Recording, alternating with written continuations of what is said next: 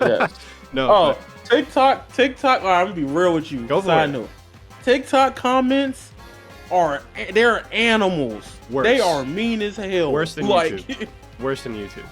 No. TikTok comments are. Look, bro. I made my first like, what your character says about you. He was like, damn, why he sound like a crossover, a Tinky Winky, Steve Urkel, and like Pillsbury Doughboy, and I'm like, you don't even sound like that. What is going on, everyone? Welcome back to the Crossup Podcast. I am joined with none other than Avataryaya. good morning, everybody. I'm sorry, I don't know if that was me to come in. Go ahead. No, you're fantastic, dude. Don't worry about it. That's great. Well, you know what, Yaya, I've been watching you for a little bit of time now. I've been introduced to you through Combo Breaker. Actually, I went for 2022. If this dates this video, and you were commentating Bloody Roar top 8. Is that right? Yeah. That was great. That was.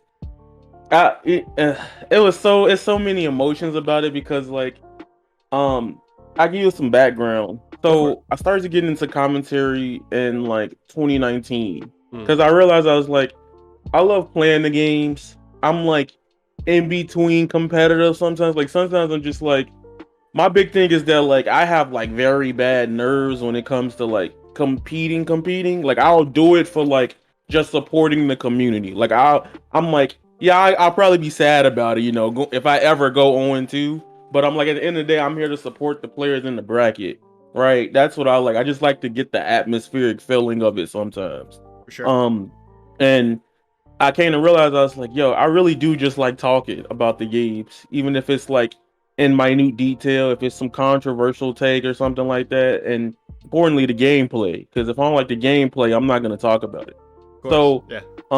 Jerry the OG, the guy that won the tournament, I was like, man, I should commentate Bloody Roar because I was like, I just need to get in. I want to show support for games I love, and if there's chances of doing it, why not go for it, right? Because I'm usually known as the arena fighter, anime game guy, but like when it comes to those scenarios, I just know that those games don't get a community or outlook because people just either A, moved on from them from years ago, or B, just the community doesn't know there is one out there. And I feel like me being a voice of that is pretty dope. Yeah, hey, I concur completely. Shout out to Jeremiah, by the way. He was on the previous episode podcast. Solid dude, really cool to talk to and kind of dig into his brain a little bit. So that was really interesting. So you said you started commentary in 2019. How exactly did you start that journey? Was there like any classes you took? Did you look up any research or anything like that? Well, I'm gonna be 100% honest with you. My commentary skills comes from me being I guess a content creator. For sure. And I used to commentate, like I used to fake commentate things. Like if I'm watching somebody playing a game, in the back of my mind, I'll be like, what would I say here? Did he capitalize on this thing?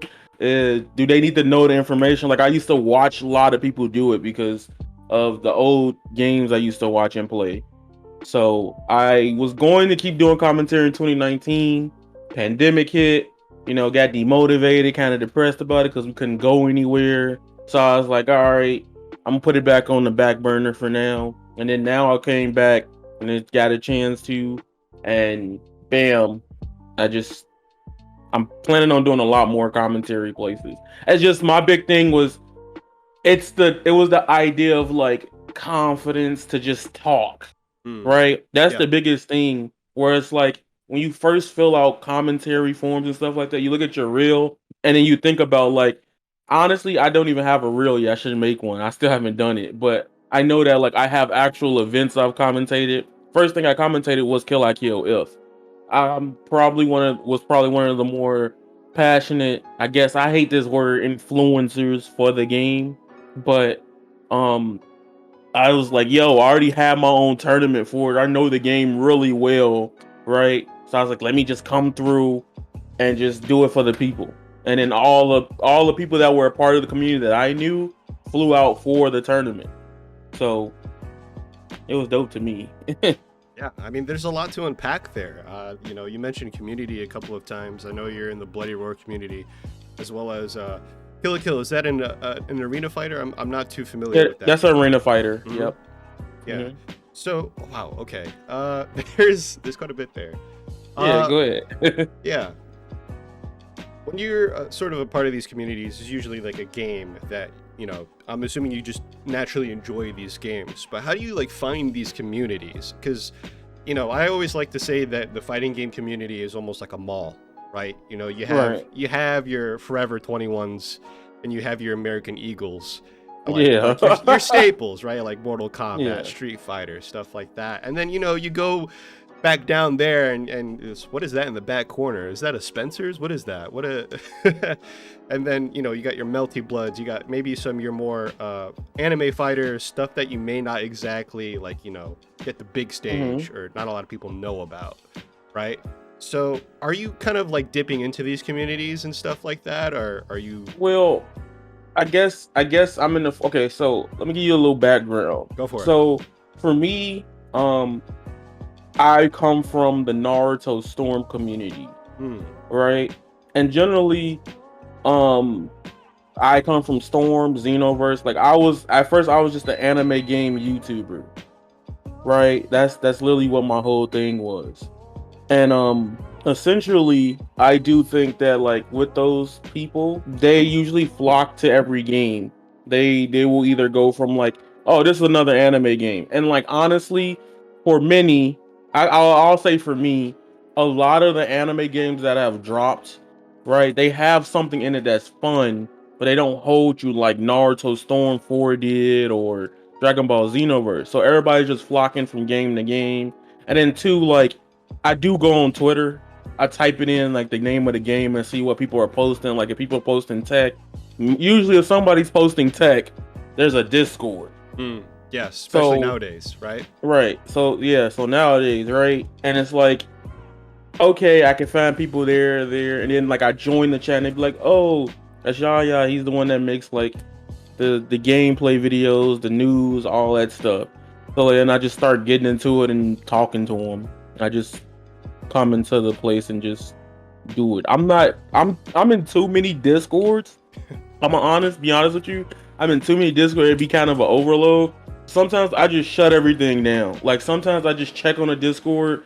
One day I think about like, oh, let's see what they're doing. Do they need anything? Do they need help? Because I always usually come back to see anybody need anything. The big thing about me is that like, I guess I'm 50-50. Like it's hard to get in contact with me sometimes. But like if you really want to get in contact with me, Twitter's a good place. Commenting on the video would probably get my attention the most because that's like one of the biggest things I care about, like internet presence wise. So I'll see it and then I'll be like, all right, let me go find this person. Let me go do that.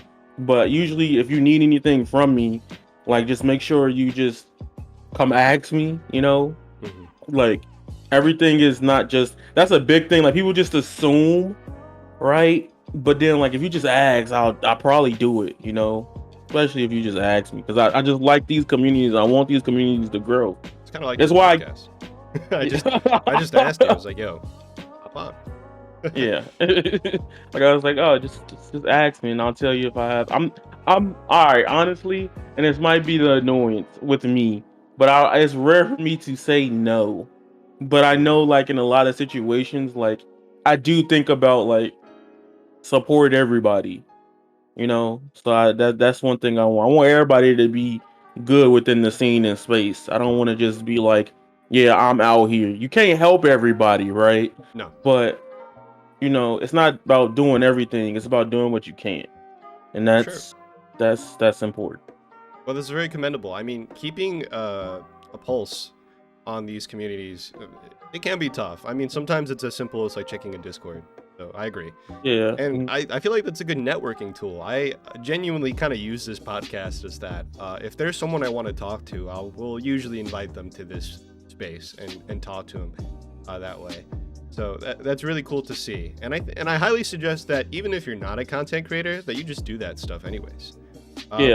Just kind of immerse yourself in whatever game or place that you have any vague interest in, because why the heck not? I mean, there's this rule that I like to follow personally in my life, where it's either hell yeah or hell no. Okay? Yeah. Right? So kind of dealing in absolutes a little bit here. Not everything in life you have to deal in absolutes, but there specifically, it's just like, hell yeah, I want to talk to, this person, or I want Right. to introduce myself to this community. Go for it. That's very important. That's actually a really amazing. Now I'm thinking about it, that's actually a really amazing mentality because you don't have to second guess yourself every time. You just know like I'm in it or I'm not. Like, and that's important, especially within this space where you got so many different games and people coming out the woodworks making content. It's like it can be very competitive for such a niche too. For You sure. know, so I suppose when you're starting out, I mean, the stage in which I'm at compared to you is very different. I'm personally going to say hell yeah to a lot more things because I'm kind of starting out in this space. But you have a absolutely full schedule, I could imagine, right? So yeah. saying hell no is probably going to be more in your vocabulary than it is in mine. But to keep in mind the fact that you're like, yeah, I want to do this, I will make the time to do it, is a really important thing. I find that Right. it's a skill that I'm practicing with content creation specifically. But Mhm. I think that bleeds into other things in life. Yeah.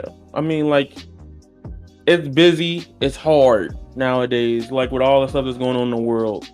But you gotta realize, like, you have to be strong within your means. Do what you think is right for you. Because at the end of the day, you gotta make the decision at the end of the day. Like, it's funny when I see like, and this is like a real life tidbit, but people like judge what you do or your priorities. But I'm like, if it's taking the stress off of you, if it's not harming you any kind of way, like why do you care?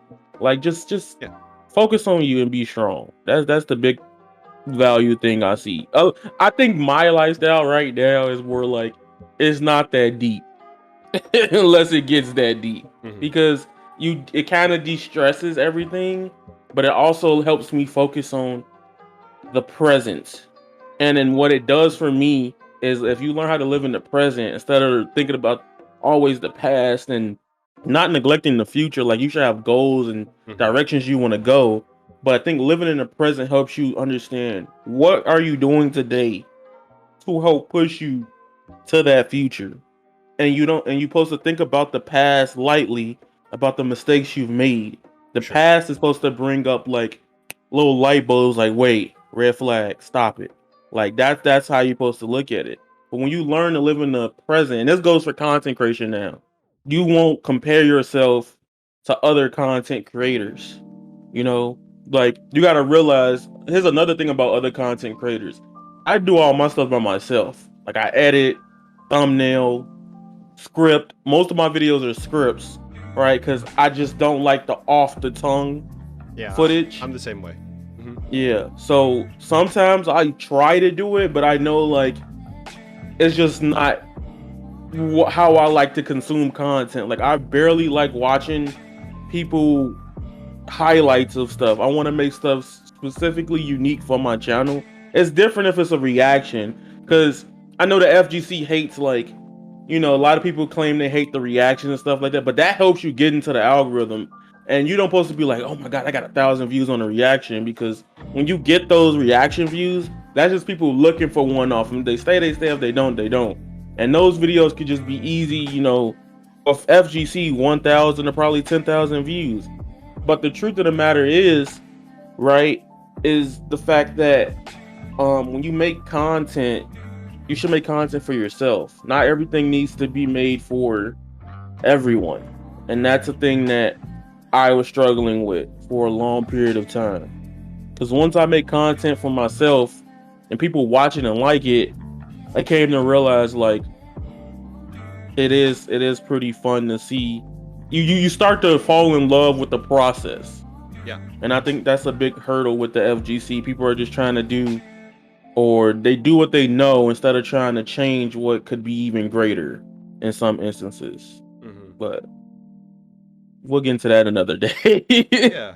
I feel like the space is definitely changing as well. I mean, I'm sure you saw that tweet where Mm-hmm. about the Rob TV sort of show that's Yeah. happening right now, and how Yeah. this other guy completely got clowned on for having the idea, and now it's just like, oh, this is what we've been missing for like years. Well, well, I could comment on that, not to be even controversial, but like Yeah, the problem with a lot of the stuff in the space is that like it kind of comes like top player privilege, right? Like interesting. nobody cares until the top players say something, right? Like with content, right? Like I'll give you a perfect example. BB Tag 2.0. I came out and said like, "Yo, I love this game a lot. I love it a lot, a lot, a lot. I love it so much." But I even said, y'all gonna get tired of fighting, or y'all gonna keep roasting the Yumi players and like Seth and stuff like that. Nobody cared because they thought, oh, you just a casual, So now, 3 months after that came out back then, everybody's like, oh, I'm tired of fighting Yumi, Seth, or the same type of meta for a while. And people started, the game started dwindling after they dropped 2.0. After the biggest expansion of the game, it was kind of falling off. Yeah. So I was like, it is what it is. Like I saw the tweet and I'm like, the dude has been saying like we need to do commercial stuff, do this stuff, but a lot of people are just afraid of just esports energy. And I understand that. I can understand it. Yeah. Yeah, that's an interesting point. There, the top player privilege is definitely something I've heard before, and as someone that edits for some top players, I gotta say, it's true, 1000% true. You provide value and can do things because you press buttons very well. That's just absolutely the case. I mean, if you look at a combo video from Justin Wong compared to John Nobody, some random, Right. It's very clear as to who's going to get the more views and traction. I guess that's more so of just a brand thing, and it's an interesting dynamic because as a pro player, not necessarily a content creator, right? They're not mutually exclusive, right? You can be both. However, the skill set is completely different. The ethic might be the same, right? But the skill set is completely different, and you can tell, because there are some times where, like, camera presence might be a little bit off at times, or Yeah. certain other things. That's a skill that can get built up over time and stuff like that. But there's one thing that I've sort of starting to overcome is offering advice or giving guidance to people in the fighting game community, because I would invalidate myself. I would be like, well, I'm not Diamond in Street Fighter, therefore I can't give you tips on Street Fighter. Do you have any comment on that? Did you feel that way? Oh, let me tell you, hard. Yeah. Right. So I used to be okay. So if I will say, my blessing and curse is anime games. Okay. Because there's a tournament on YouTube that I participated in. It's called Wizard World 2016. It was top 8. Now, little backstory. I've been playing Storm since Storm came out. Like, I didn't have a PS3. My uncle friend had a PS3. He brought it over, and I would play it more than they did when it was over here. Like, I grinded that game so hard because I didn't know if the PlayStation would be gone, and then I started thinking about the game. Mhm. So for me, like, I think I'm pretty good at the game, right? So go to the tournament. I'm not there for that tournament. I'm there to go talk to somebody in person about some long ago YouTube beef, right? Yeah. And went to go talk to the person, figured it out. I'm there. Everybody's like, yeah, sign up for the tournament, sign up for Xenoverse, sign up for this. You'll probably get top 8. I'm like, I'm 90% sure that I might get top 8, right?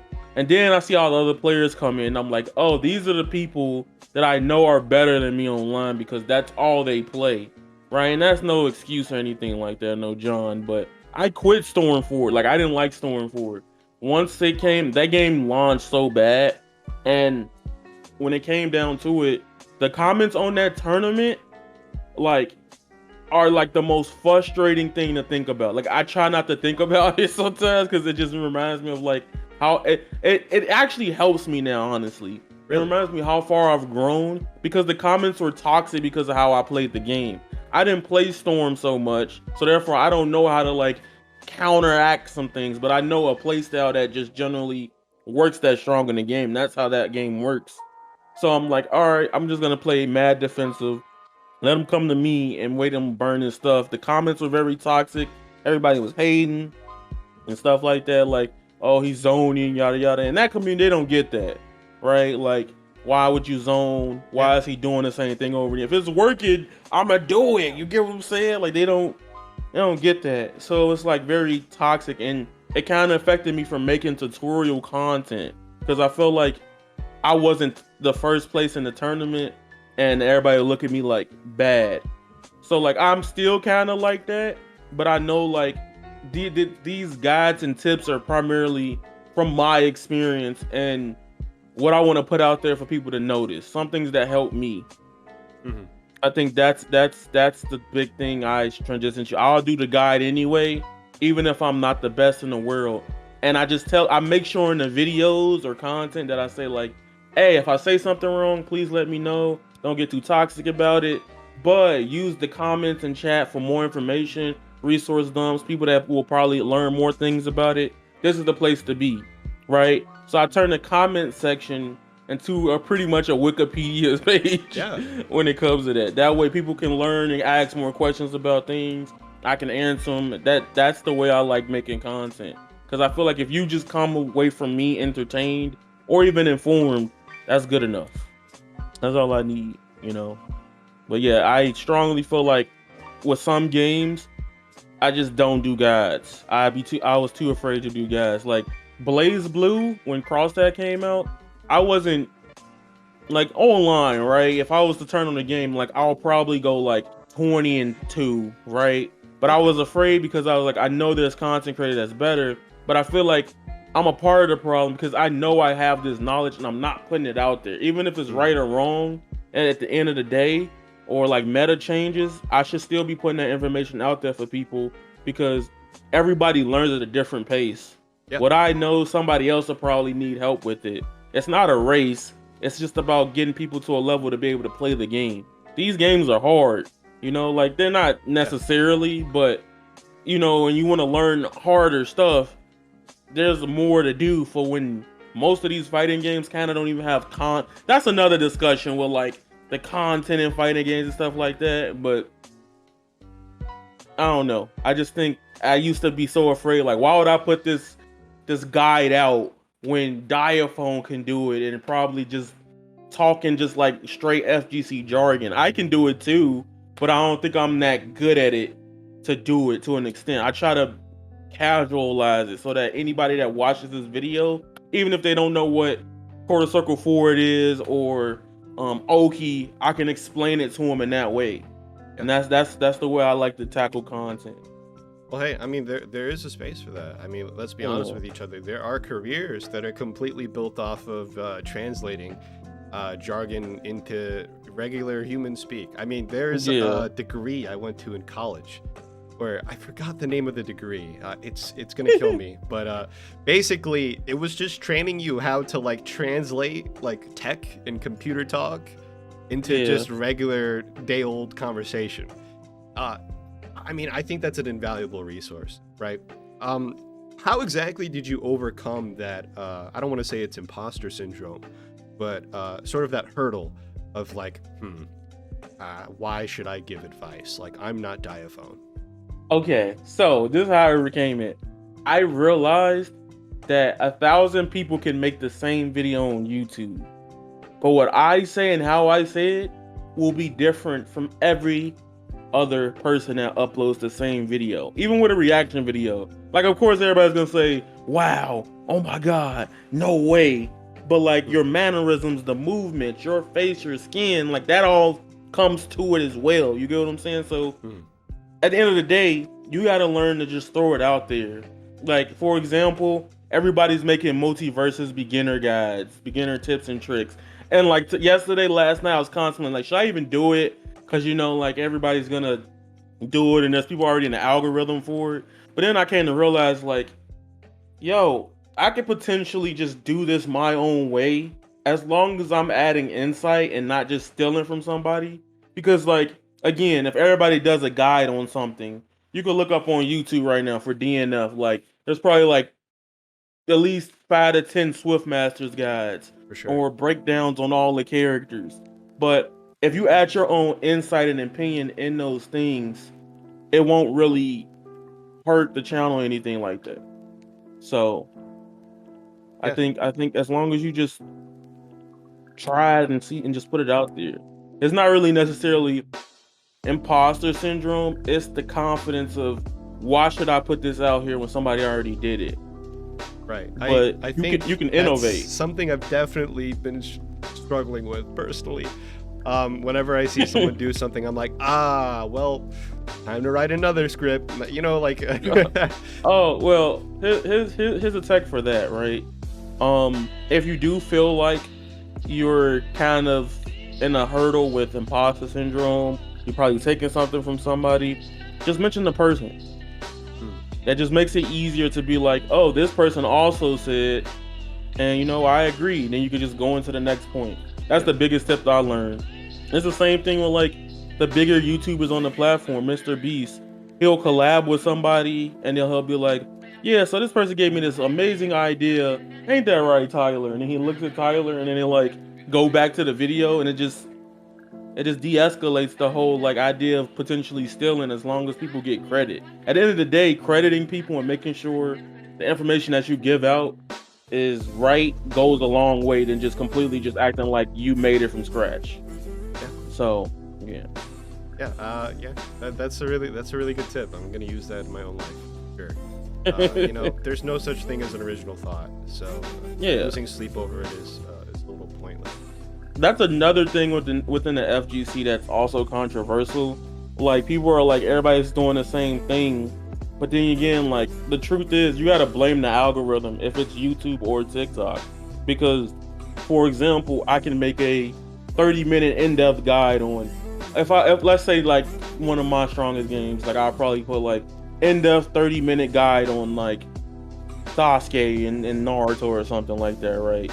And I make the guide and it doesn't do well, but then somebody can just title it how to combo with Sasuke. They're probably gonna win because that's what the casual audience knows, right? Yeah. Like when you tell a casual player or ask somebody when they first look at a game, they're gonna go, all right, how do I combo?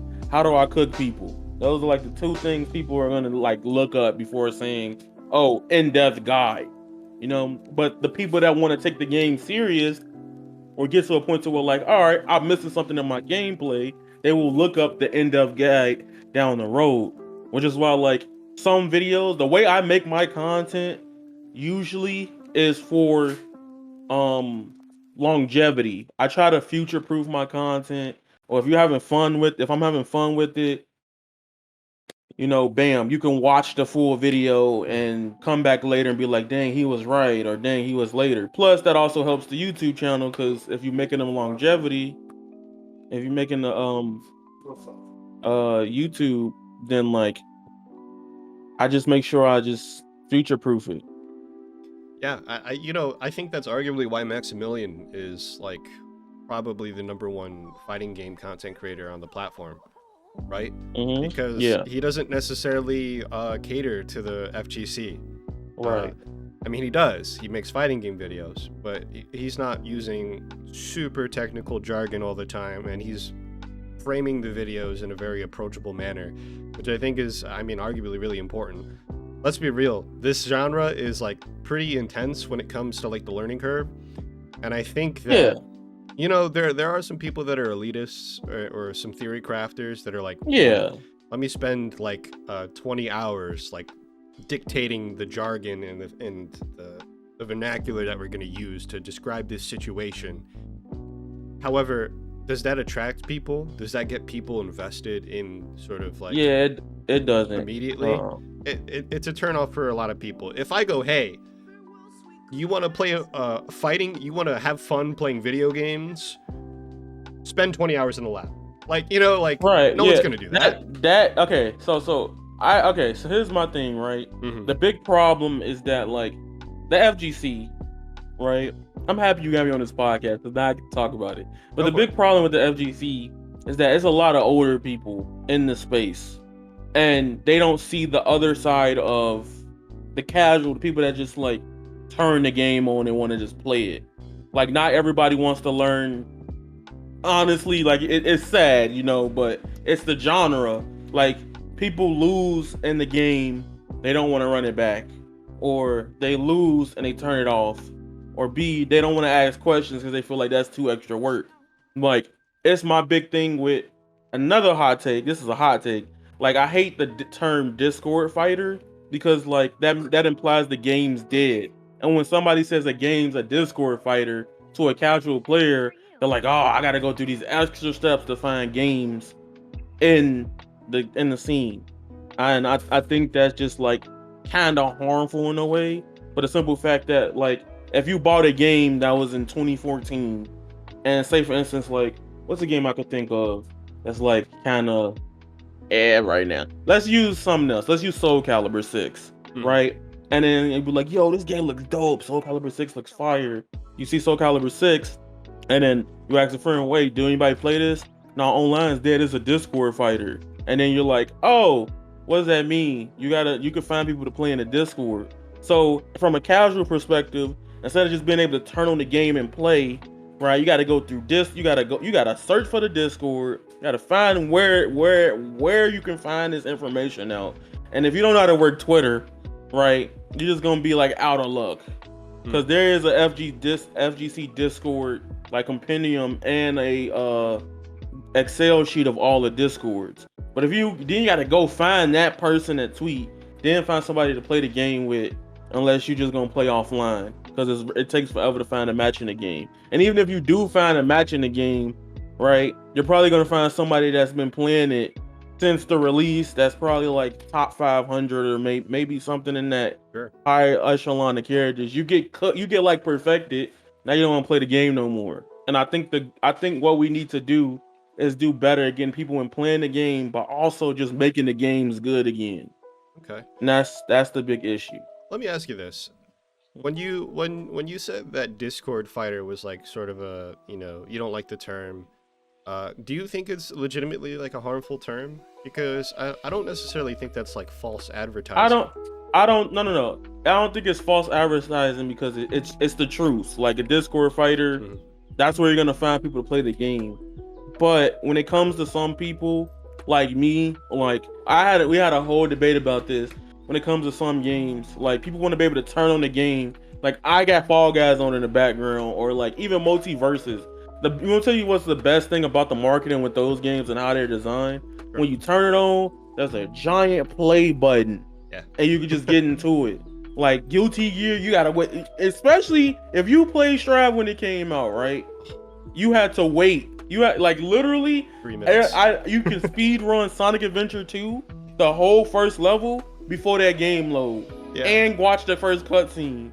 Like, and then by the time you get into it, you don't just get to go to play. You either got to choose all these extra steps. People lazy. You want to get into. I understand people want to just hit the button and play the game. I get that, but at the end of the day, everybody doesn't just want to like go through those extra steps. They just want to be able to turn the game on, hit the button, and get into a match. And that's something that Multiversus is doing really well right now. I agree, 100%. Actually, let me get your, I know you've been talking about it ad nauseum, so we don't have to go too in-depth into it. Yeah. But Multiversus as a whole, how do you think, if we go maybe like a year or 2 years down the line, is it still going to be alive? How do you feel about the game maybe 2 years down? So here's the thing about Multiversus. I think Multiversus is going to be probably the biggest fighting game, if not for Project L. The thing with Multiversus, here's the thing people are not understanding. The Warner Bros. Tag on the game is nothing, right? Tony has said that. It's just there. But they have money. Like, Warner Bros. In like I think in 2021, I just did research on it. They made $600 million alone. So like, if you start seeing weird stuff and they come to the game, like Goku, stuff that Smash couldn't do, Warner Bros got the money to pay for it and go through the hurdles. 1000%. Like somebody even asked from the developer, and that's what I really like about this game. They're very transparent. I love that about this game. He's very He's like, yeah, I nerfed Batman. Batarang too strong. Oh, Finn was stupid. I apologize. Yeah, like he comes out and says that at the end. Or the next patch will do this. Like just to fix your problem. He's very transparent. You don't get that with fighting game devs. You have to a lot of them, like they'll sit there and say, all right, game comes out. All right, DLC. You go through the season of DLC. We're gonna drop like 1 or 2 patches. Like right now in Strive, it's like, all right, horrendous, disgusting. We know next week Strive's gonna pop off because Evo's next week. Yeah. You know, but like other than that, after Testament came out and they said like a developer backyard, they're not really giving us like true intentions of like. I'll tell you like this: the difference between Multiversus and Guilty Gear. So Multiversus, when they do balance patches, at least so far, they tell us the intention of what they want the characters to do. They nerf Taz. Yes. They told us in the future we're gonna buff his other moves to be as good tools as well. Drive, they're saying, oh, we're hopefully going to make the game more fun for you guys in season 2. That's vague. And Multiversus, they're telling you, all right, these are the projected ideas, right? It gives you something to look forward to. From a community side of things, it also brings conversation. It keeps the game healthy in a competitive standpoint and for the casual department because they just got to just announce something on Twitter. You get the best of both worlds so far with Multiversus, right? With other games, they just say, hey, here's a $60, buy Seasons Pass 1. We'll give you like a few patches. I love that Guilty Gear is doing a developer backyard, but I do think it could be better. Way better. A little bit better. A little, yeah. You know, it's sort of on brand for me to be a little bit harsh on ArcSys, although I will say that I understand that WB has like FU money and can just throw whatever you want. Like, yeah, exactly what you said. Add a Goku. Screw it. Like, you know. And ArcSys doesn't have that kind of like resources. However, what I will say is that the backyard, I remember recently the last developer backyard had a Q&A. Yeah. And they wasted one of the questions on the colors. He's like, hey, I saw that, you know, one of, I think it was like Zato's colors. Oh, his color green is like different from the other color greens. Is that like going to be changed at all? Like, why would you why would you waste your time on that question? Like, here's another thing, right? Like, I get it because it might be important just to, I feel like it sucks, but it also shows for like, you know, like a little casual thing as well for the people. Because it's like, you answer the color question, because that's weird to me too. Like, why is his different from everybody else's? But then that was a way from an announce that more colors are coming to Strive. But it's just like, when the game's in a very weird, they have to be aware of how people feel about Strive, etc. So when the game's in a state where you got a competitive place, especially Arc World Tour is happening, like you gotta notify the base on like, hey, this is what's happening again, this is what's changing. You know, it's the same reason why like some people feel weird about like even competing at DVFZ at Evo. They dropped a patch like 2-3 weeks ago, and fighters, you gotta realize you gotta learn 3 characters. Like you gotta learn 3 characters. It's not like, all right, a month is good enough, depending on who you are, right? You know, people got other things they doing. Everybody ain't pro or sponsored. Exactly. So it's like, if Sonic Fox said, no, I don't want to play because of this, everybody else is just like, all right, I just rock with whoever I know how to play and just play for the fun of it. But it's like, in a position of like that, it's kind of frustrating if you patch the game that close to the event. Yeah, I totally agree. I mean, just these are a whole meta shakeup before arguably one of the biggest international tournaments in the world. Right. It's definitely something that the players are going to struggle with. That's just naturally how it goes. Really unfortunate for those Dragon Ball people. They've been through the ringer for the past they're year and a half or something like that. They're going through it. Like they get like, they got Android 21 and like everybody's just depressed. Yeah. Like my Nobody friend doesn't want asked to for play. her, and also, Right, why is she yeah. the best character in the game? Like, everyone's just like, Right. what is happening here? Like, what's going on? You Yeah. know. But we'll know. We'll see what happens at Evo. They might just drop a second one. Who knows? We'll see. I'm super But excited for Evo. Do you have any Evo predictions? okay, I have a couple Evo predictions. One I can't say, but I will say, I think Persona 5 Arena is happening. Really? Interesting. The reason why it's either happening at Evo or the Persona cons. If it don't happen, I give up. Right? But when it comes to Persona, Alice has been asking for the past 2 years on surveys, do y'all want Persona 5 Arena? And this is the same pattern that's followed with Persona on Switch. They wait 2.5 years, they drop it, right? Because they want to see the interest before. They're probably already just been working on it, but they just do it just to be annoying. But then the way they keep asking people is to reassure without having to do that much promo, right? Do they want the thing? And it tells people like even with Persona 5 on Switch, everybody's been asking for Persona 5 on Switch since 2017, right? Since it came out. They've been asking these surveys every quarterly report, do y'all want Persona 5 on Switch? So now the more you see the surveys, you like, for the 1,000th time, Atlas, yes. Now everybody sees it, and then they show it at an obscure show. Everybody then goes, oh my god, it's finally coming to the Switch. And then they just share it. That's how you get the market value up. That's the whole thing with that. But I think Atlas is I think that's happening. I think with Evo, of course, we're probably gonna get Strive Season 2 character. We're gonna probably get like Gold Girls. Everything there is probably gonna get an announcement.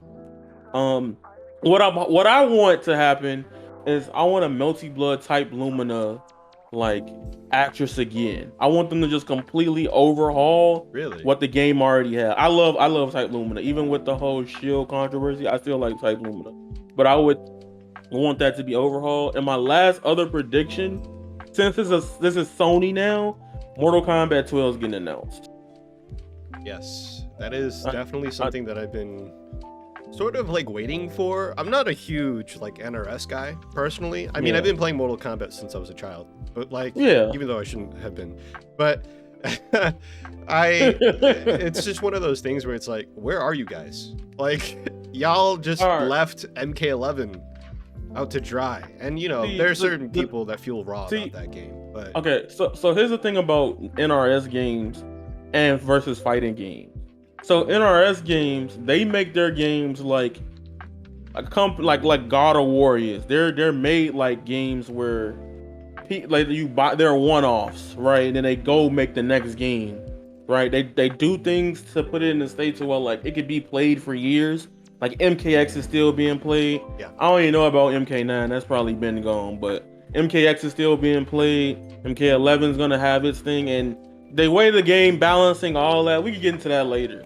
But I'm a huge NRS fan. I will say my taste has evolved from NRS. Once I played Blaze Blue, like it was the over. gateway. Honestly, it was kind of like Marvel 3. Marvel 3 was my because I kind of realized like I like the air dashing in anime games. I like the air combos, and like MK11 just didn't do that for me. I couldn't do it, and it sucks for me because like I'm not a hater of it. Also with YouTube, why I stopped MK, YouTube at the time didn't have like the friendly adly services where you have to pick like, does it have gore and blood in it? So at the time when MK11 came out, it was hard for me to make content because every time I uploaded, it was getting demonetized. So I was losing the money trying to make MK content. And the only way to appeal MK content at the time was YouTube had a bot in place where you had to get 1,000 view threshold, right? For me, it could be like whatever, hit or miss. But with Mortal Kombat, like the only time I can do Mortal Kombat content was when the character reveal happened because everybody wanted to see the reactions, and then I can upload a couple days afterwards because I'm kind of in the algorithm because it just plays off the next video.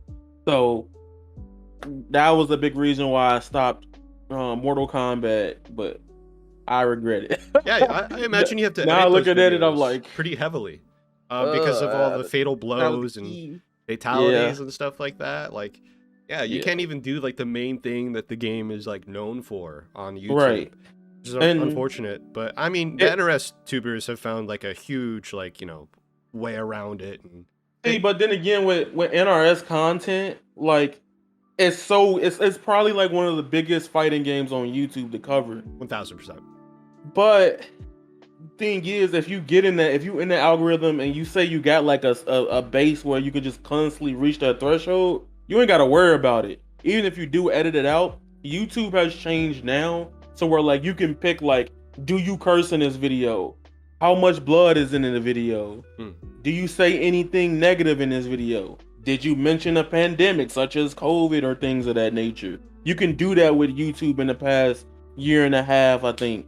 But before that, you couldn't. Like 2019, it was like horrendous because YouTube had this AI generated thing, and like it got to a point with my channel where like I would type Mortal Kombat in the title, and I'll get I ain't even upload yet. Like I will type Mortal Kombat 11, and I'll get an email like right and be like, your video has been demonetized, and I'm like, all right, fuck it, I'm just not gonna do Mortal Kombat.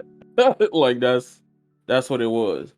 Must have been hell at that Maximilian time. even Maximilian even talked about it. But the thing with Maximilian though, like it sucks for him because he showed that he was getting demonetized.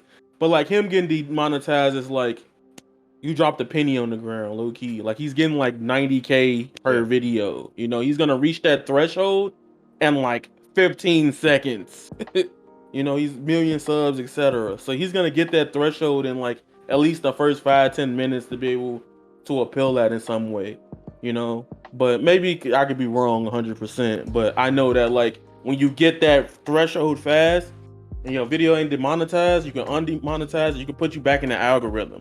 And since there was nobody making content like Max, he was always gonna be up there, you know, which was godlike. But in the day, it's just like Mortal Kombat. Like if the next game's Injustice, I told everybody this. The next game's Injustice 3 or the rumored Marvel versus DC, I'm chilling. Cause that way I could play it and not have to worry about the blood. Yeah, very true, very true. And Yeah. DC, any like superhero stuff, that's doing numbers always, constantly. Yeah. Right? Yeah. I wanted to like rewind a bit there. You were talking about Marvel 3. I wanted to talk about maybe sort of like your origins into like the genre. How did you get into fighting games?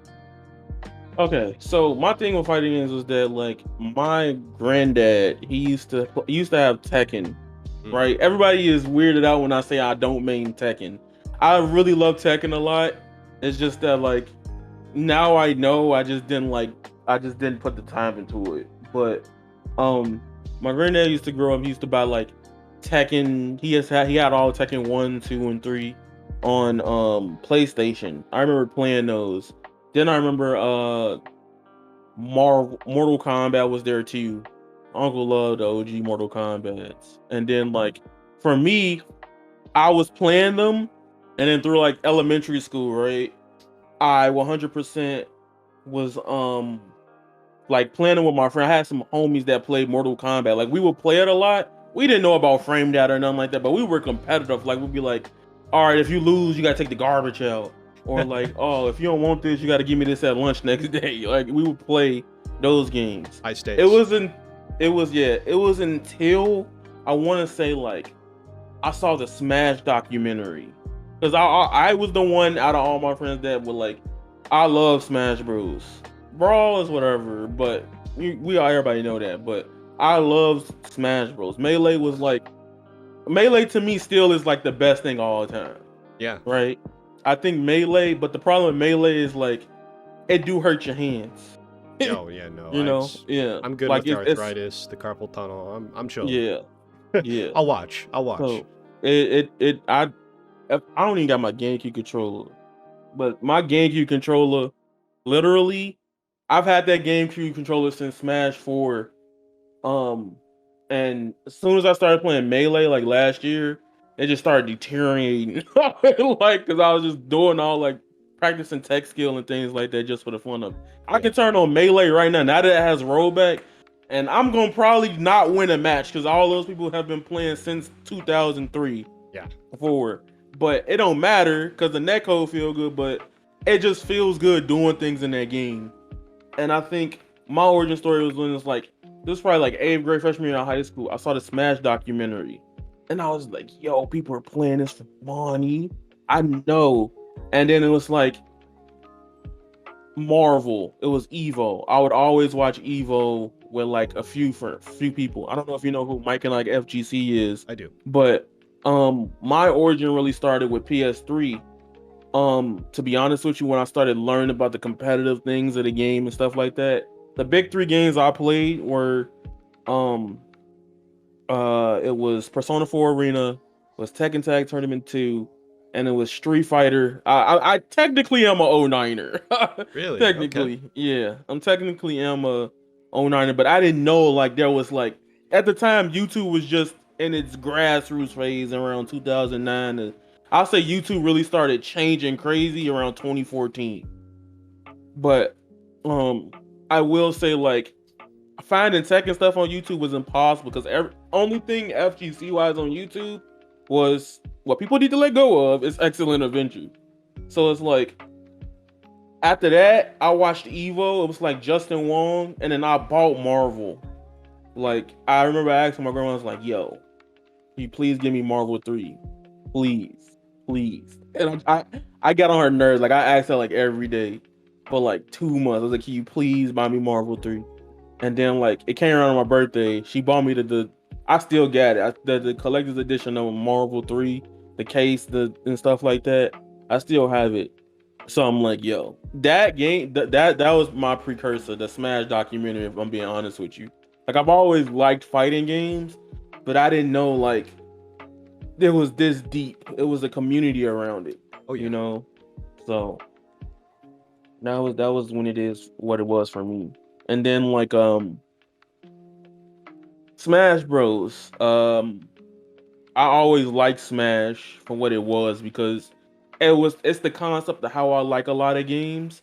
But like I either like it to be like super hard at the beginning or easy to play hard to match. I don't really like the in between. I'm gonna be honest. Like it's like like that's how I like it. Yeah. And once you start playing the game and you learning more of it, Brawl I ain't really like Brawl was an amazing Smash game, but the way the game played, like Not everyone's favorite. Like we could be honest here, right?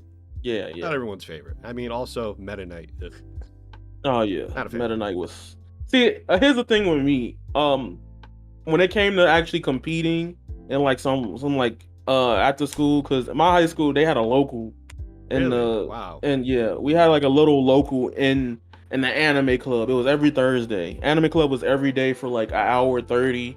But we would have a local every Thursday, and I would just go to the local because like people like somebody because that's how this happened.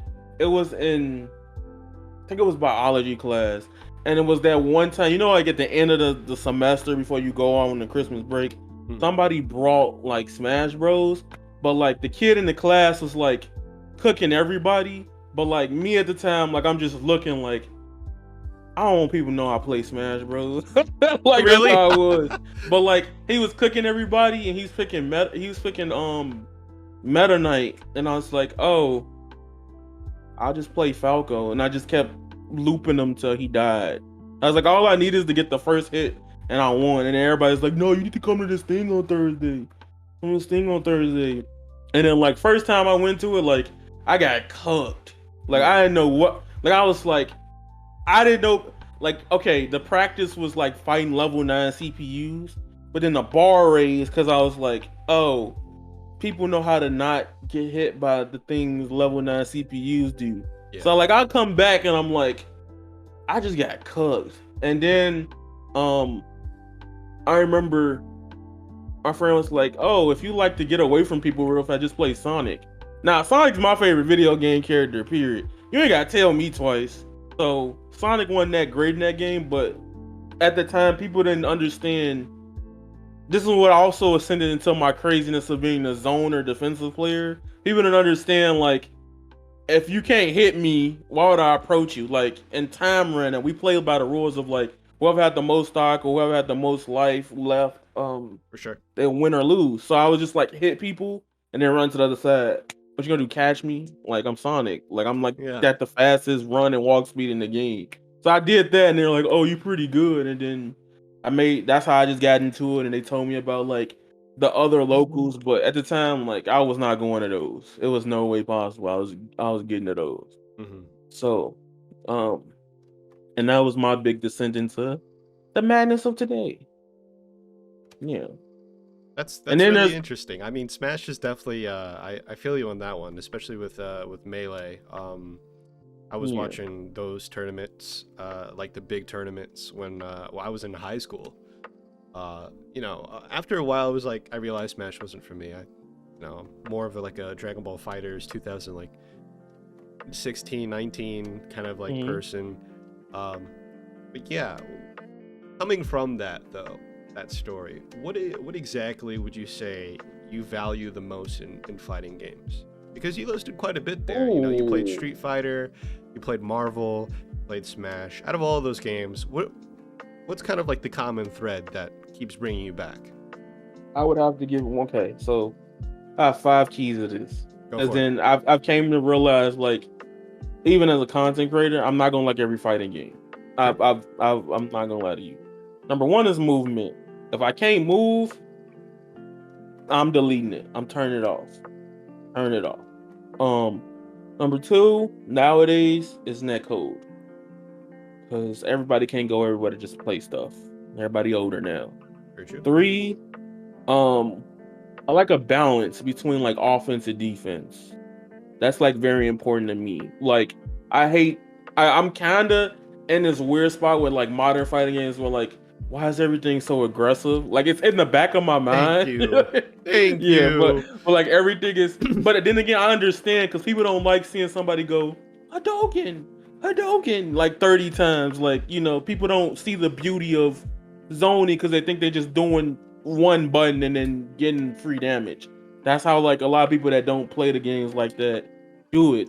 It's like everything is so aggressive, or it's either like trying to be some type of, and I hate to say this, some type of Street Fighter-esque clone. Thank you. And it's oh my god, I can go for like 3 weeks straight talking about this. I'm sorry to interrupt. No, that's fine. You hit a nerve there for sure. But and my big take. Okay, here's the hot take on that. Right, there's a lot of games that's trying to do the Street Fighter-esque thing, but they don't do it as good as Street Fighter. Am I wrong to say that? Like, no, you're 1000% right.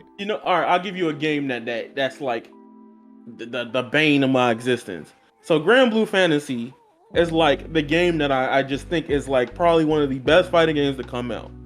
The problem for me is that like I don't get no satisfaction from whiff punish, and it just don't get the pizzazz like even Street Fighter 5 does for me. Right? I think the game is still probably one of the peak best fighting games in the last decade. But I do think like something's off with it. And I think all together those keys, including like combos, I forgot to say the last one, is like what makes a fighting game fun. That's why DNF Duel, I can describe DNF Duel like this. Favorite chips, Doritos, right? Junk food. DNF Duel is junk food. And it ain't good for you, but it's also really good when you just keep eating it and keep playing it. Like it's a very toxic game, but like the combos, it's like there. But the problem that I have is I feel like movement's weird, so that's why I picked up Swiftmaster. Plus I gotta play the Avatar character. Like, come on, it's in the name. You got the mod going, you got the colors. Yeah, I got you. Yeah, I mean there's something really interesting. I'm gonna use DNF as an example. Why is there no air dashes in my anime fighting game? Like I'm the kind of person that like if I'm gonna play an anime fighter, I want some. Bro, it can be Kuso, don't care. Listen, you gotta go all in if you're gonna be Kuso. You know what I'm saying? You can't give me Nooch and then be like, okay, here's like a frame safe DP, or here's like a half screen normal.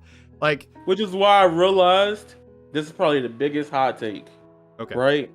The best fighting game of the decade is BlazBlue Central Fiction. Hmm. That might be one of the best fighting games of the decade because it hits all those.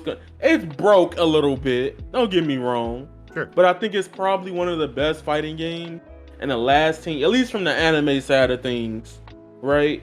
It might just be the best because it has the air dashing. Now I got rollback, so you can't complain about that, Sure. which is really good. So like the combos are there. There's the balance of it, and you know what I'm starting to miss, like. They not do like the tag games are doing it, but the 1v1s are not doing it no more. The combos that take you up to like the ceiling almost, like you don't get the heavens, like that's one thing I like appreciate about fighters. You see somebody pick like Gohan and you're just like, dang, he finna block for like 10 years. And then if you get opened up, he going up and he coming back down like 5 minutes later. And Gohan going right down with him, like yeah, and then he comes back down, like yeah. I really like Gohan and fighters, yeah, but that's just something that's missing, at least for preference, right? That doesn't make any other game good or bad, by the way. It's just my preference, you know. Yeah, it's kind of why like Multiversus right now for me is like probably like the dream come true game.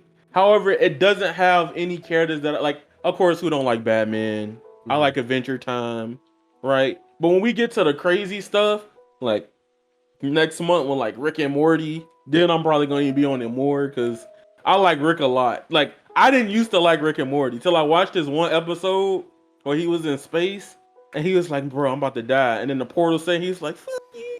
It was like that was probably the funniest thing I've seen in like an adult cartoon in a while. So.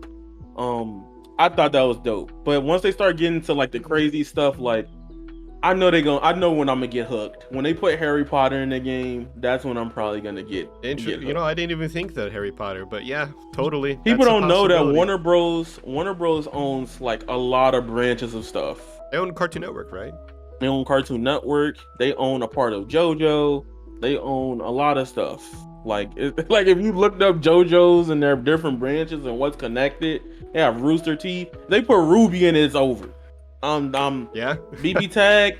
that's the Multiversus. I heard they're coming out with a new season or like a series for Ruby, right? So I mean, oh yeah, it's already out. Yeah, like just saying. Yeah, WB, Ruby, if you're watching, like yeah. I watch it all. I watch it when it comes up. I have a group of friends that watch it. I haven't watched the latest episode because everybody's waiting to get together to watch it. But I usually record it and I'll put like tidbits on other platforms because copyright. But yeah. I like Ruby a lot. I understand the flaws, but I do love the 4 main characters so much and their dynamic, how they're connected. That's what keeps me at the end of the day, and it's very strong for me. So, yeah.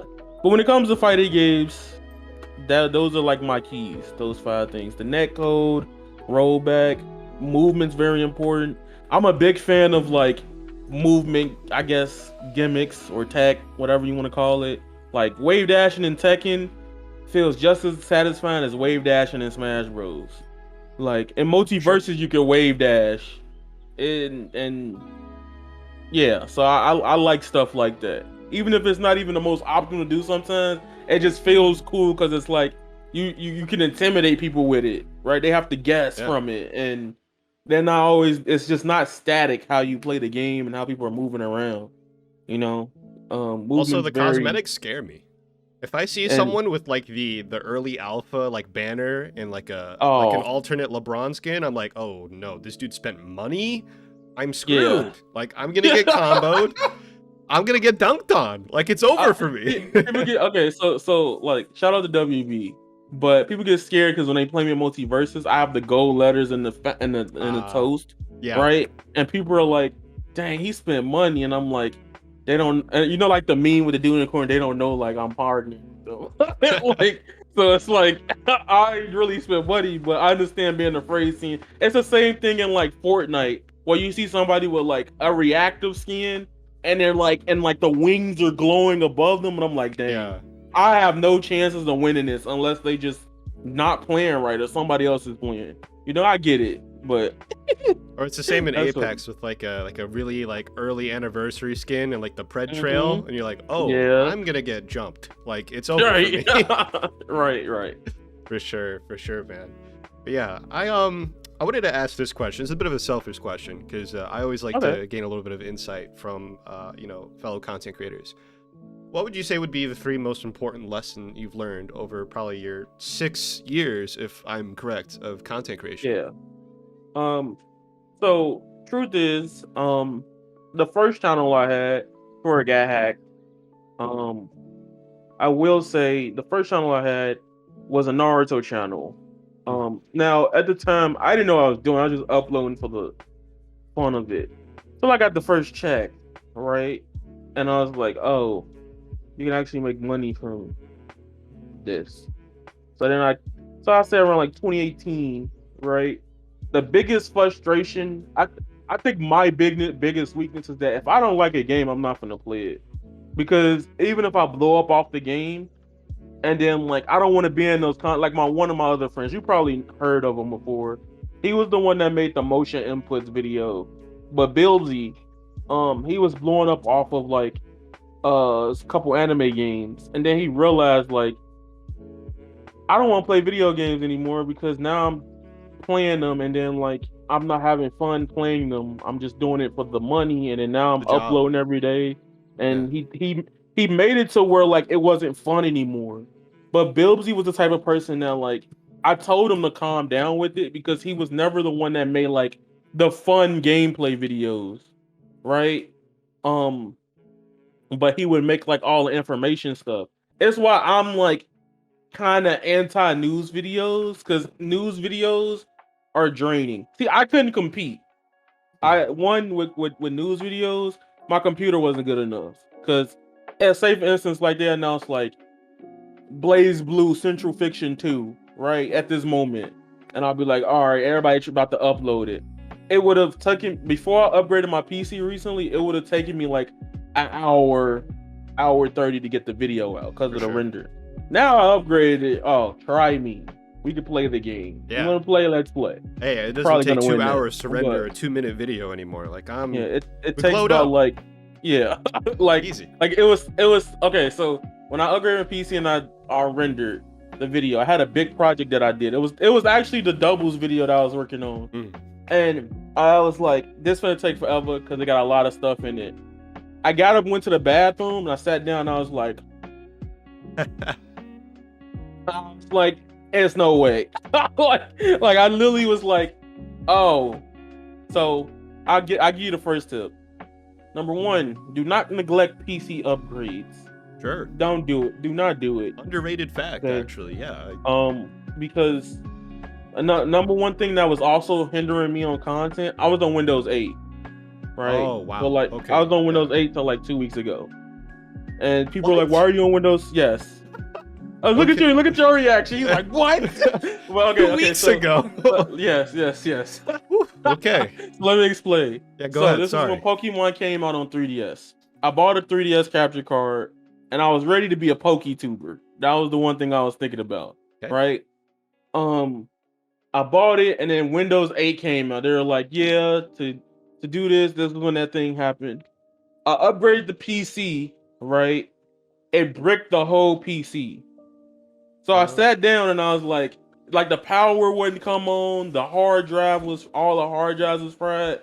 Like I was like gone, and I was so angry. I was like, nah, fuck Windows 8. I was saying that for like even in class. I was just thinking about like, God, I hate this, because then the teacher was like, yo, so y'all need to use Windows 8 to do this project because the program works on there. And I'm sitting there just like livid because I completely forgot about the PC thing. That's the first thing she said. So I had to stay at the school to do the work till I got the PC fixed, right? And after that, I just never upgraded again because I was too scared to. I was just too afraid to do it because I was like, I don't got the money to fix this at this moment. Like if it happens again, because that costs too much out of the bank. But I was too mad about it. I was like, oh my God. And then like now it got to a point to where like last year, this was when it started hitting me. They put Melty Blood only on Windows 10.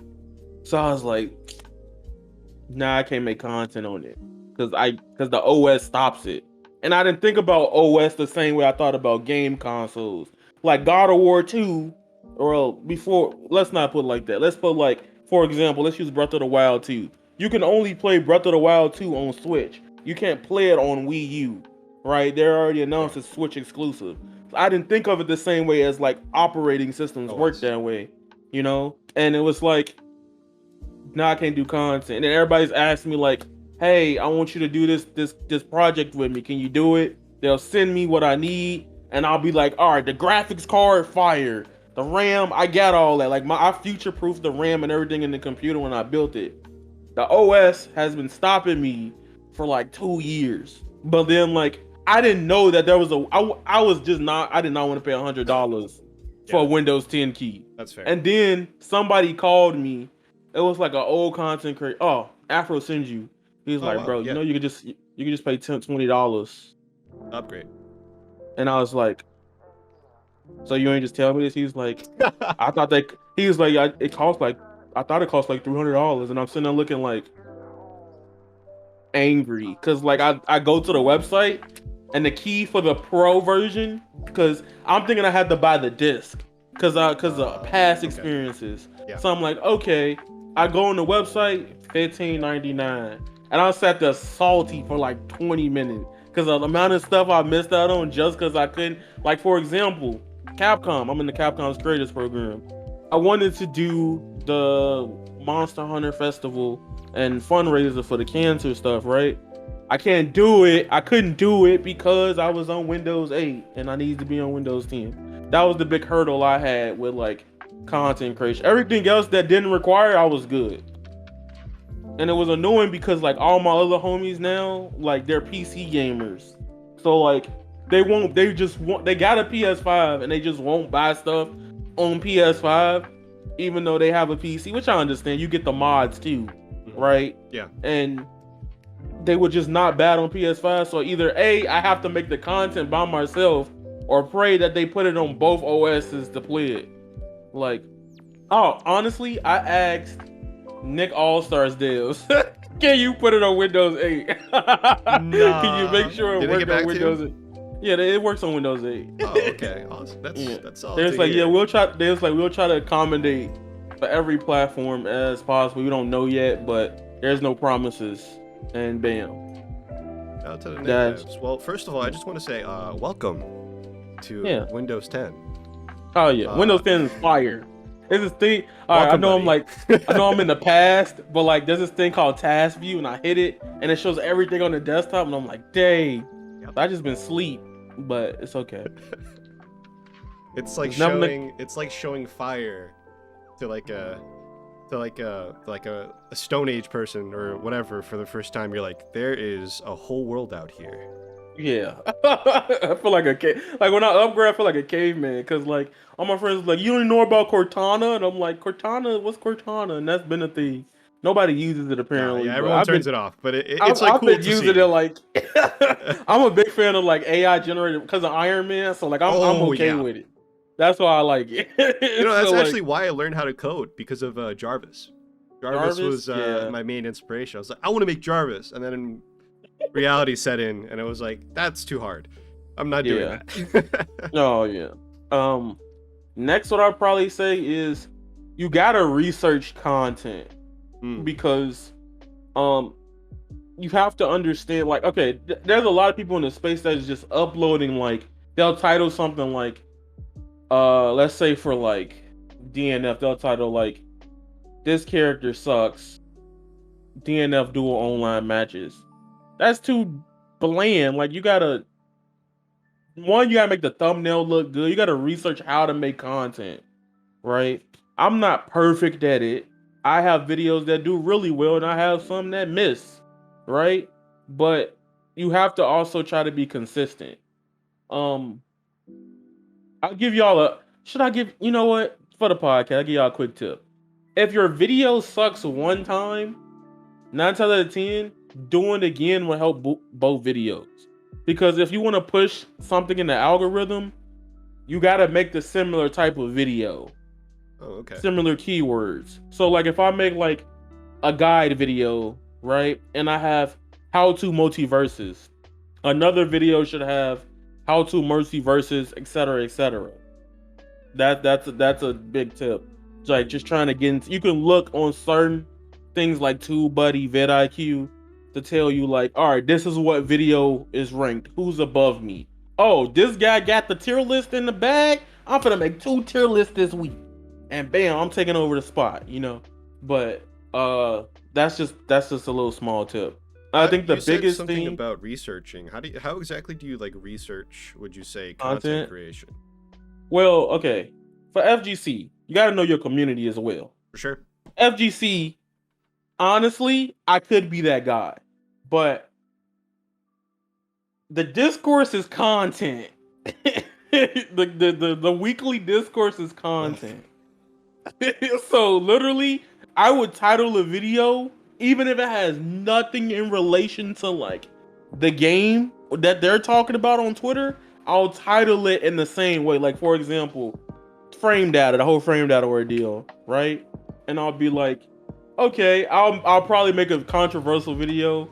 And I like to be the contrarian because it gets views, but until you watch the video, you might be like, oh, damn, he clickbaited us, but he not wrong. You get what I'm saying?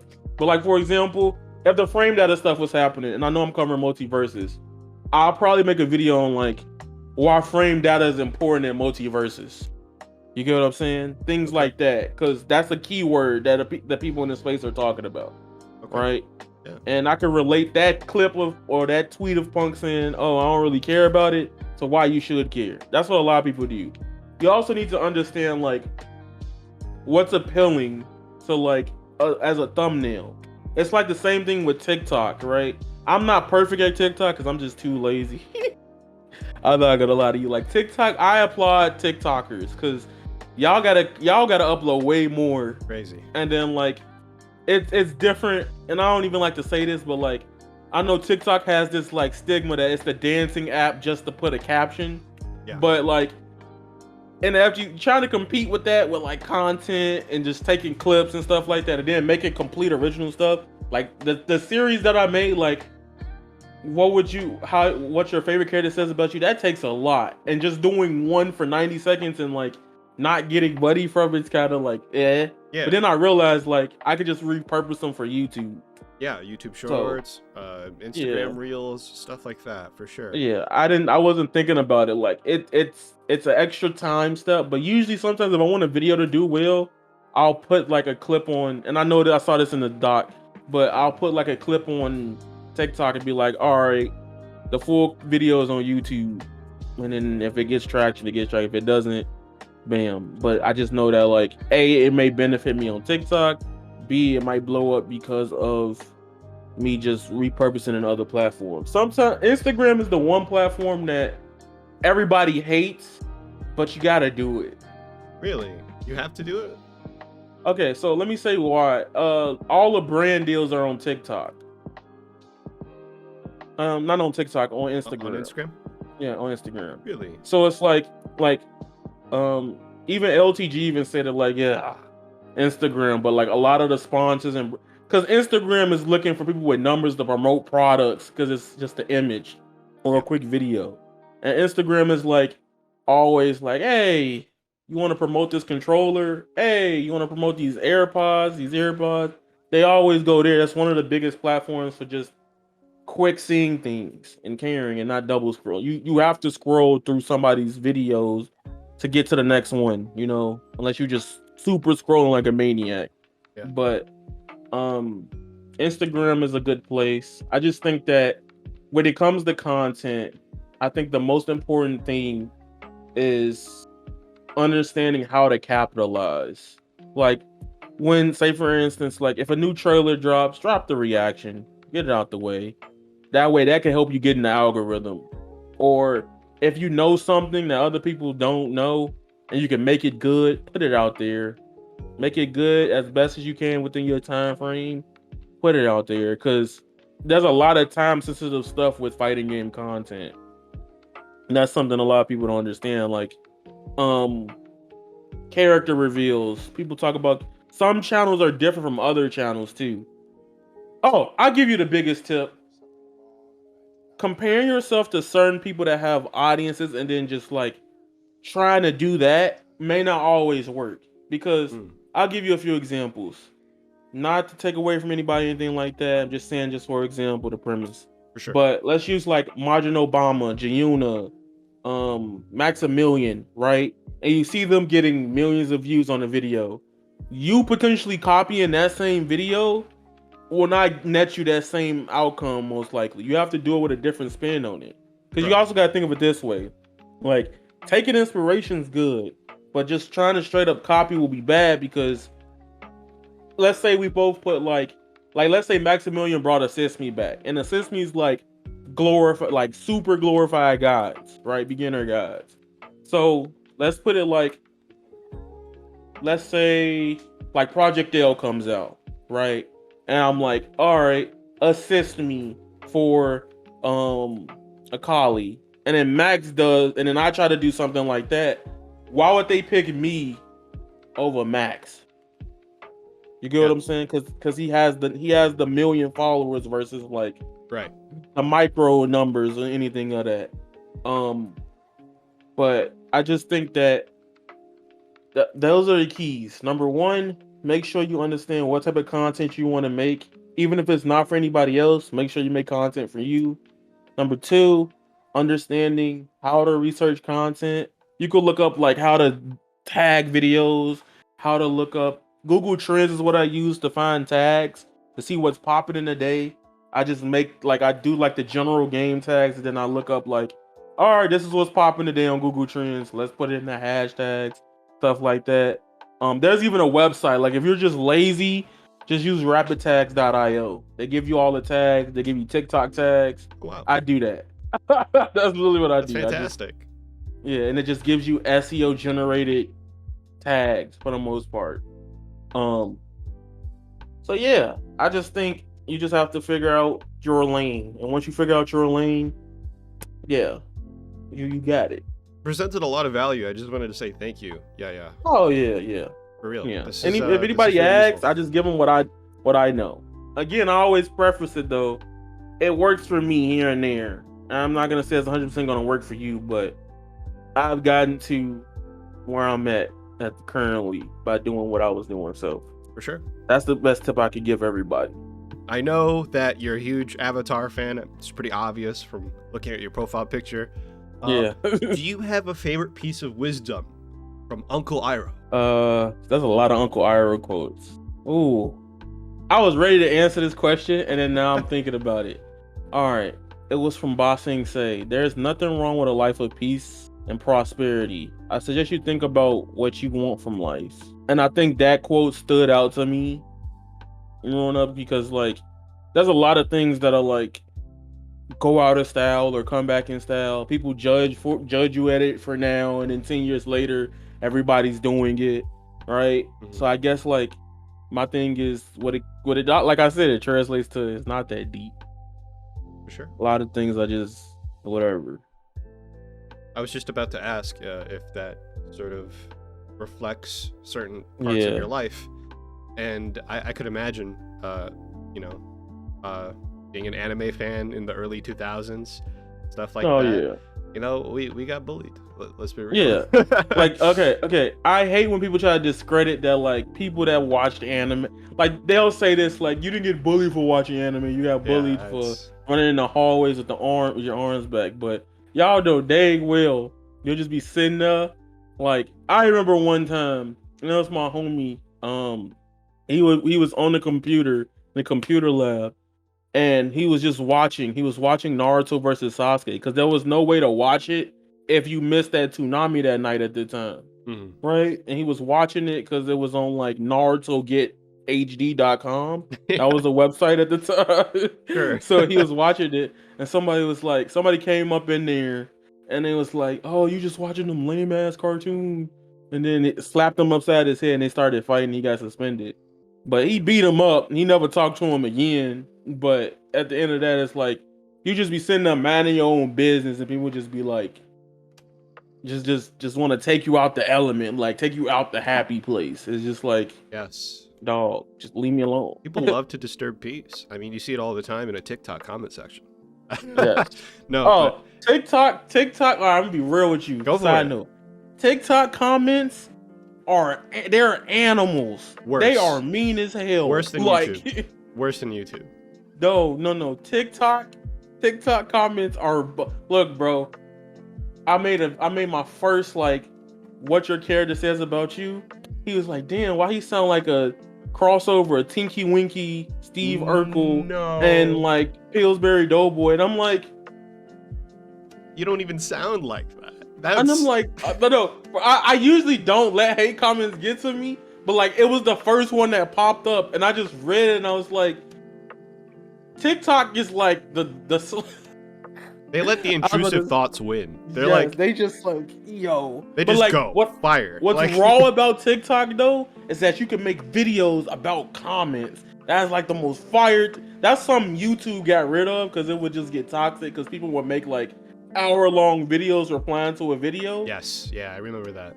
But like TikTok is hilarious because if somebody says something stupid to you, you just hold it and you can just record the video, and it boosts the other video because people are like, all right, where does this come from? Yeah, like and they go down the rabbit hole and this you they're like the comment is like right here. Yeah. Like somebody said to me like, okay, because I made a video on TikTok. This was the one time. There was this one comment. I made this video. I was like, why people hate arena fighters, and I was like, oh. I was talking about Storm, right? Dude comments, he's like, he's probably like the worst player in the world. He ain't won not a single tournament. So then I click on them like, all right, now I'm about to cook you. So then I pull up YouTube, I recorded the whole thing. Like I recorded it, I pulled up YouTube. It was like 4th place, right? And mind you, in that game, I play low tiers. I bet you can't even guess who my favorite Naruto character is. Yeah, I couldn't tell you. I don't. Well, I play 10-10. Okay. So I literally cook people with 10. People don't like 10-10 because like she just throwing weapons at you, right? But again, I like throwing stuff at people. It's funny. That defensive like zoner. Yeah, type. Yeah. So like I like the frustration from it. So I got 4th in the tournament. I was like, bro, what are you talking about? And that video blew up. But it's so funny that TikTok lets you do that. Like. Like you can stop the disrespect if you want to fight the disrespect. That's the thing about TikTok. For sure. So yeah. Awesome. We got from Uncle Iroh Wisdom to dunking on TikTok. Yeah. Which I am totally okay with. That was fantastic. But yeah, thank you for coming on the podcast. I really appreciate your time. It was a fantastic conversation, dude. Let the people know where we can find you and follow you. All right. I'm on everything at Avataryaya. On Twitter, Avataryaya_. I have a other Twitter that got suspended that came back out of nowhere. I don't know what to do with that Twitter. So don't follow the TV, the _. You'll see the TUI profile picture if you know what that is. But I'm Avataryaya on everything. You can find me everywhere. That's pretty much it. Okay, fantastic. And until next time, see you later.